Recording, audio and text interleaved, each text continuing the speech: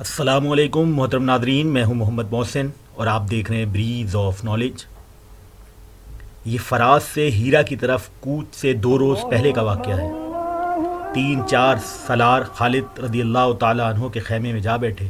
ابن ولید سالار کاکا بن عمرو نے کہا، خدا کی قسم جس سوچ میں تو ڈوبا ہوا ہے اس کا تعلق کسی لڑائی کے ساتھ نہیں۔ ہم ایک ہی منزل کے مسافر ہیں، تجھے اکیلا پریشان نہیں ہونے دیں گے۔ خالد نے سب کی طرف دیکھا اور مسکرایا۔ ابن عمر ٹھیک کہتا ہے، خالد نے کہا، میں جس سوچ میں پڑا رہتا ہوں اس کا تعلق کسی لڑائی کے ساتھ نہیں۔ کچھ ہمیں بھی بتا ابن ولید، ایک اور سالار نے کہا۔ خدا کی قسم تو پسند نہیں کرے گا، ہم سب تجھے دیکھ دیکھ کر پریشان ہوتے رہے۔ نہیں پسند کروں گا، خالد نے کہا۔ تم میں سے کوئی بھی پریشان ہوگا تو یہ مجھے ناپسند ہوگا۔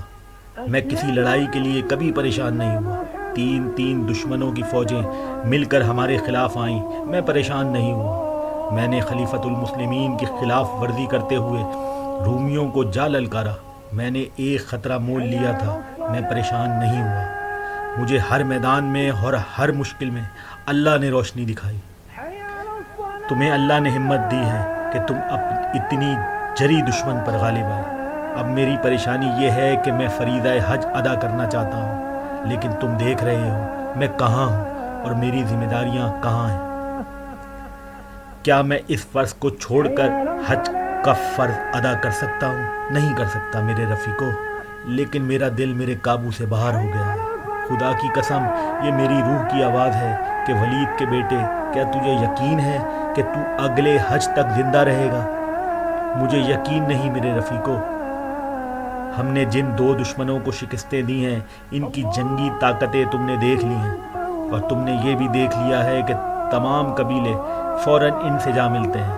میں محسوس کر رہا ہوں کہ میری زندگی چند روزہ رہ گئی ہے، اور میرے رفیقو میں کچھ بھی نہیں، تم کچھ بھی نہیں، صرف اللہ ہے جو ہمارے سینوں میں ہے، وہی سب کچھ ہے۔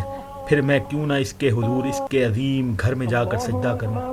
کیا تم مجھے اجازت دو گے کہ میں اپنی طرف سے، تم سب کی طرف سے اور ہر ایک مجاہد کی طرف سے خانہ کعبہ جا کر اللہ کے حضور شکر ادا کروں؟ بے شک، ایک سالار نے کہا، کون رد کر سکتا ہے اس جذبے کو اور اس خواہش کو جو تو نے بیان کی؟ لیکن تو حج پر جائے گا کیسے ابن ولید؟ مثنیٰ بن حارثہ نے پوچھا۔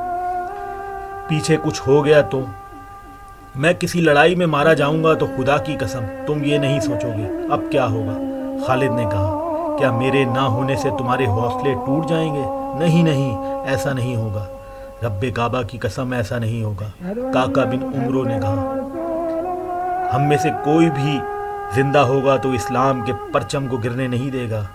یوں کر ابن ولید، آج ہی قاصد کو روانہ کر دے، وہ امیر المومنین سے اجازت لے آئے گا تاکہ تو حج پر جا سکے۔ جس سوچ نے مجھے پریشان کر رکھا ہے یہی وہ سوچ ہے، خالد نے مسکرا کر کہا۔ میں جانتا ہوں امیر المومنین اجازت نہیں دیں گے، انہیں یہاں کے حالات کا علم ہے۔ اگر وہ اجازت دے بھی دیں تو یہ خطرہ پیدا ہو جائے گا کہ دشمن کو پتہ چل جائے گا کہ ابن ولید چلا گیا ہے۔ میں اپنے لشکر کو بھی نہیں بتانا چاہتا کہ میں ان کے ساتھ نہیں ہوں۔ میں بہت کم وقت میں جا کر واپس آنا چاہتا ہوں۔ خدا کی قسم ولید کے بیٹے، مثنیٰ بن حارثہ نے کہا، تو نہیں جانتا، تو جو کہہ رہا ہے یہ ناممکن ہے، اللہ ناممکن کو ممکن بنا دیا کرتا ہے۔ خالد نے کہا، انسان کو ہمت کرنی چاہیے، میں تمہیں بتاتا ہوں کہ میں کیا کروں گا اور کس رستے سے جاؤں گا۔ خالد نے انہیں پہلے یہ بتایا کہ وہ کیا کریں گے، پھر وہ رستہ بتایا جس رستے سے انہیں حج کے لیے مکے جانا تھا اور واپس آنا تھا۔ حج میں صرف 14 دن باقی تھے اور فراز سے مکے تک کی مسافت تیز چلنے سے 2.5 مہینے سے کچھ زیادہ تھی۔ خالد کو کوئی چھوٹا رستہ دیکھنا تھا، لیکن کوئی چھوٹا رستہ نہیں تھا۔ خالد تاجر خاندان کے فرد تھے۔ قبول اسلام سے پہلے خالد نے تجارت کے سلسلے میں بڑے لمبے اور کٹھن سفر کیے تھے۔ وہ ایسے رستوں سے بھی واقف تھے جو عام رستے نہیں تھے، بلکہ وہ رستے کہلاتے ہی نہیں تھے۔ خالد نے اپنے سالاروں کو ایک ایسا ہی رستہ بتایا۔ خدا کی قسم ابن ولید، مثنیٰ بن حارثہ نے کہا، تیرا دماغ خراب نہیں ہوا؟ پھر بھی تو نے ایسی بات کہہ دی جو ٹھیک دماغ والے نہیں کہہ سکتے تو جو رستہ بتا رہا ہے وہ کوئی رستہ نہیں، وہ ایک علاقہ ہے، اس علاقے سے صحرا کی ہوائیں بھی ڈر کر گزرتی ہیں۔ کیا تو مرنے کا کوئی اور طریقہ نہیں جانتا؟ کیا میں اس علاقے سے واقف نہیں؟ جس اللہ نے ہمیں اتنے زبردست دشمن پر غالب کیا وہ مجھے اس علاقے سے بھی گزار دے گا۔ خالد رضی اللہ تعالیٰ عنہ نے ایسی مسکراہٹ سے کہا جس میں عزم اور خود اعتمادی تھی۔ میں یقین سے کہتا ہوں تم مجھے جانے سے نہیں روکو گے اور میرے اس راز کو اس خیمے سے باہر نہیں جانے دو گے۔ میں راز امیر المومنین سے بھی چھپا کر رکھوں گا۔ اگر امیر المومنین بھی حج پر آ گئے تو کیا کرے گا؟ ایک سالار نے پوچھا۔ میں ان سے اپنا چہرہ چھپا لوں گا، خالد نے کہا۔ تم سب میرے لیے دعا تو ضرور کرو گے، میں وعدہ کرتا ہوں میں اس طرح تم سے آ ملوں گا کہ تم کہو گے کہ یہ شخص رستے سے واپس آ گیا ہے۔ زیادہ تر مورخین خصوصاً طبری نے یہ واقعہ بیان کیا ہے۔ خالد نے 12 ہجری کا حج کس طرح کیا ان حالات میں کہ ان کی ٹکر فارس کی شہنشاہی سے تھی اور انہوں نے روم کی شہنشاہی کے اندر جا کر حملہ کیا۔ یہ خطرہ ہر لمحہ موجود تھا کہ یہ دونوں شاہیاں مل کر حملہ کر دیں۔ اس خطرے کے پیش نظر خالد وہاں سے غیر حاضر نہیں ہو سکتے تھے، لیکن حج کا عزم اتنا پکا اور خواہش اتنی شدید تھی کہ اسے دبا نہ سکے۔ پہلے سنایا جا چکا ہے کہ لشکر فراز سے ہیرا کی طرف کوچ کر رہا تھا۔ خالد نے لشکر کو 3 حصوں میں تقسیم کیا۔ ایک حصہ ہر اول تھا، دوسرے حصے کے پیچھے اور تیسرا حصہ عقب میں تھا۔ خالد نے خاص طور پر اعلان کرایا کہ وہ عقب کے ساتھ ہوں گے۔ لشکر کو ہیرا تک جانے کی کوئی جلدی نہیں تھی۔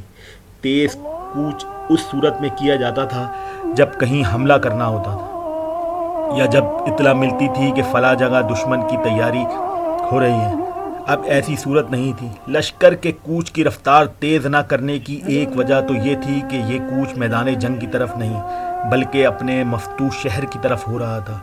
دوسری وجہ یہ تھی کہ مجاہدین متواتر لڑائیاں کرتے اور پیش قدمی کرتے رہے تھے، ان کے جسم شل ہو چکے تھے۔ خالد نے کوچ معمولی رفتار سے کرنے کا حکم ایک اور وجہ سے بھی دیا تھا۔ اس وجہ کا 3 سالاروں اور خالد کے چند ایک ساتھیوں کے سوا کسی کو علم نہ تھا۔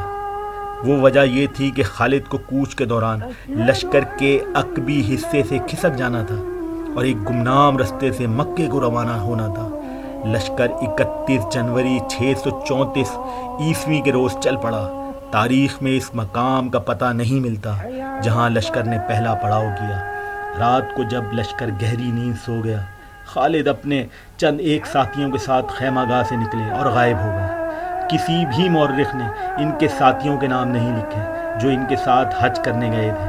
خالد اور ان کے ساتھی اونٹوں پر سوار تھے۔ جس علاقے میں سے انہیں گزرنا تھا وہاں سے صرف اونٹ ہی گزر سکتے تھے، گھوڑا بھی جواب دے جاتا۔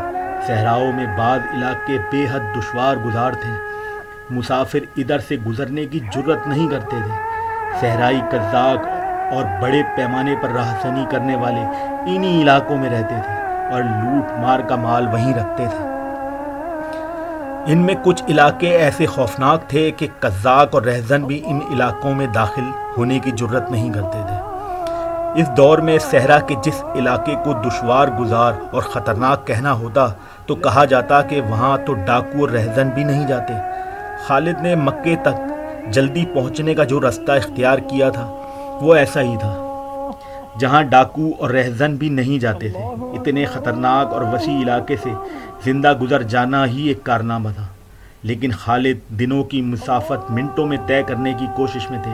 انہیں صرف یہ سہولت حاصل تھی کہ موسم سردیوں کا تھا، لیکن سینکڑوں میلوں تک پانی کا نام و نشان نہ تھا۔ اس علاقے میں ایک اور خطرہ ریت اور مٹی کے ان ٹیلوں کا تھا جن کی شکلیں عجیب و غریب تھیں۔ یہ کئی میل وسیع نشیب میں کھڑے تھے، بعض چٹانوں کی طرح چوڑے تھے، بعض گول اور بعض ستونوں کی طرح اوپر کو اٹھے ہوئے تھے۔ ایسے نشیب پھول بھلیوں کی طرح تھے، ان میں بھٹک جانے کا خطرہ زیادہ تھا۔ گھوم پھر کر انسان وہیں کا وہیں رہتا تھا، سمجھتا تھا کہ وہ بہت سا فاصلہ طے کر آیا ہے، حتیٰ کہ وہ ایک جگہ ہی چلتا اور مڑتا تھک کر چور ہو جاتا تھا۔ پانی پی پی کر پانی کا ذخیرہ بھی وہیں ختم ہو جاتا تھا۔ اس دور کی تحریروں سے پتہ چلتا ہے کہ صحرا کے اس حصے کی صعوبتیں، دشواریاں اور وہاں کے خطرے ایسے تھے جو دیکھے بغیر انسان کے تصور میں نہیں آ سکتے۔ کئی جگہ اونٹ یوں بدک گئے جیسے انہوں نے کوئی ایسی چیز دیکھ لی ہو جو انسانوں کو نظر نہیں آ سکتی تھی۔ اونٹ صحرائی جانور ہونے کی وجہ سے اس پانی کی بو بھی پا لیتا ہے جو زمین کے نیچے ہوتا ہے۔ کہیں چشمہ ہو جو نظر نہ آتا ہو، اونٹ اپنے آپ اس طرف چل پڑتا ہے۔ اونٹ خطروں کو بھی دور سے سونگ لیتا ہے۔ خالد رضی اللہ تعالیٰ عنہ کے مختصر سے قافلے کے اونٹ کئی جگہ بت کے ان کے سواروں نے ادھر ادھر اور نیچے دیکھا مگر انہیں کچھ بھی نظر نہ آیا۔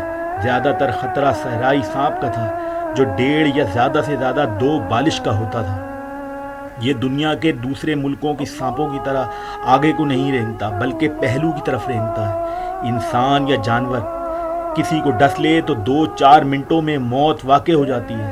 صحرائی بچھو اس سانپ سے بھی زیادہ زہریلا ہوتا ہے۔ ایک مورخ یعقوبی نے خالد کے اس سفر کو بیان کرتے ہوئے حیرت کا اظہار کیا ہے۔ اس نے اپنے دور کے کسی عالم کے حوالے سے لکھا ہے کہ ایک معجزے وہ تھے جو خدا نے پیغمبروں کو دکھائے، اور خالد کا یہ سفر ان معجزوں میں سے تھا جو انسان اپنی خدا داد قوتوں سے کر دکھایا کرتے ہیں۔ خالد نے اپنے ساتھیوں سمیت بر وقت مکہ پہنچ کر انہیں اس خبر نے پریشان کر دیا کہ خلیفۃ المسلمین ابو بکر صدیق رضی اللہ تعالیٰ عنہ بھی فریضہ حج کی ادائیگی کے لیے آئے ہوئے ہیں۔ خالد نے سنت کے مطابق اپنا سر استرے سے منوایا۔ انہوں نے اپنے ساتھیوں سے کہا وہ اپنے چہرے چھپا کر رکھیں تاکہ انہیں کوئی پہچان نہ سکے۔ فریضہ حج ادا کر کے خالد بڑی تیزی سے پانی اور دیگر زاد راہ اکٹھا کیا اور واپسی کے سفر کو روانہ ہو گئے۔ یوں کہنا غلط نہ ہوگا وہ ایک بار پھر موت کی وادی میں داخل ہو گئے۔ تمام مورخ متفقہ طور پر لکھتے ہیں کہ خالد اس وقت ہیرا پہنچے جب فراز سے چلا ہوا ان کا لشکر ہیرا میں داخل ہو رہا تھا۔ لشکر کا بھی حصہ جس کے ساتھ خالد کو ہونا چاہیے تھا وہ ابھی ہیرا سے کچھ دور تھا۔ خالد رضی اللہ تعالیٰ عنہ خاموشی سے عقبی حصے سے جا ملے اور ہیرا میں اس انداز سے داخل ہوئے جیسے وہ فراز سے آ رہے ہوں۔ مورخوں نے لکھا ہے کہ لشکر نے جب دیکھا کہ ان کے سالار اعلیٰ خالد اور چند افراد کے سر استرے سے صاف کیے ہوئے ہیں تو لشکر میں چہ میں گوئیاں ہونے لگی، لیکن سر منانا کوئی عجیب چیز نہیں تھی۔ اگر لشکر کو خالد خود بھی بتاتے کہ وہ حج کر کے آئے ہیں تو کوئی بھی یقین نہیں کرتا۔ مشہور مورخ طبری نے لکھا ہے کہ خالد مطمئن تھے کہ انہیں مکے میں کسی نے نہیں پہچانا۔ 4 مہینے گزر گئے اور 4 مہینے کے بعد خلیفۃ المسلمین حضرت ابو بکر صدیق رضی اللہ تعالیٰ عنہ کا خط خالد کو پہنچا جس کا پہلا جملہ یہ تھا کہ آئندہ ایسا مت کرنا۔ تو محترم ناظرین، آج کی ویڈیو کے لیے اتنا ہی۔ اگر ویڈیو پسند آئے تو اسے لائک اور شیئر ضرور کریں، اور اگر میرے چینل پر نئے ہیں تو اسے سبسکرائب کر لیں۔ ملتے ہیں اگلی ویڈیو میں، شکریہ۔